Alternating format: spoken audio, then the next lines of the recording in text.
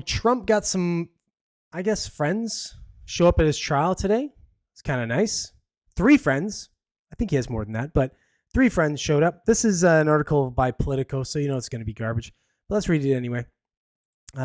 Says Trump allies flock to New York to lend support in hush money trial.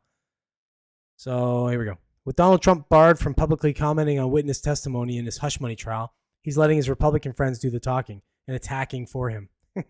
Sure. On Monday, former Trump attorney Michael Cohen faced ridicule from Trump's entourage visiting the courthouse, including GOP Senators J.D. Vance of Ohio and Tommy Tuberville of Alabama, or as the prosecution star witness had his first day on the stand. I'm having a hard time reading right now. This guy is a convicted felon who admitted in his testimony that he secretly recorded his former employer, that he only did it once, allegedly, and that this was supposed to help Donald Trump. Vance told reporters outside the courthouse. Does any reasonable, sensible person believe anything that Michael Cohen says? Cohen, Trump's former fixer turned foe, is at the center of the trial as the person who prosecutors hope will directly tie the former president to the $130,000 hush money payment to porn star Stormy Daniels. Under the gag order imposed by Justice Juan Merchan in March, Trump cannot publicly comment on witnesses, jurors, and others in the case, though he's not prohibited from criticizing the judge or prosecutors.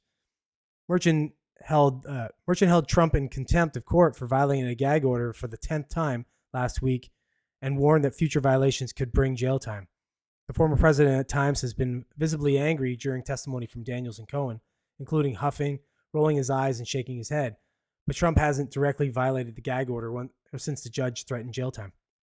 While disparaging Cohen, Trump's surrogates said they were in the courthouse as friends supporting the president.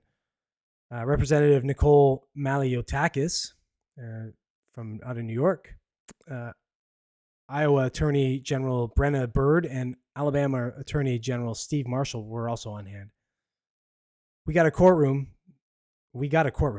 This most depressing thing I've ever seen or been in, Tuberville said. Mental anguish is trying to be pushed on the Republican candidate for the president of the United States. The support from members of Congress comes after the former president largely attended the trial alone, without family or allies, for the first 2 weeks. Trump complained at the start of the trial that there were no supporters outside, blaming it on security around the court complex. Well, I guess he's used to having big crowds around, right? But he's also used to being in court, so I don't think this is a big deal for him, other than it being a big shame. Last week, Senator Rick Scott became the first member of Congress to make a personal appearance in defense of his friend and fellow Florida Republican as Daniels testified in court. I'm here because I've known Donald Trump a long time, Scott said Thursday. I knew him before I was governor. I consider him a friend, and what he's going through is just despicable. I tend to agree. All right, that's it from Politico. That's not too bad. I got to say, Politico is usually kind of a dumpster fire when it comes to this kind of thing, but not so bad. It's good to see he's getting some support at court, because I think people are starting to realize that this is, I've even had people that I know talk to me that are probably never Trumpers, really, saying that this is kind of horseshit. Everybody does this kind of thing. These things, half this stuff that he's on trial for is just nonsense.